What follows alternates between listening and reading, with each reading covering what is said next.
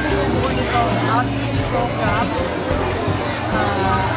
bilang tulong nila sa pag-celebrate ngayon ng birthday ni Sir Consihan Sir Boneto. Maraming salamat po sa inyong lahat. God bless. Ano po masasabi ninyo tungkol sa mga sundalo na naroon sa inyong barangay, sir? Wala akong masabi dahil sobrang suporta nila sa mga Liga 3rd District at sa mga parang gagayin na mag-hotel. So, saka maraming salamat at sana kayong magsawa sa pagsuporta.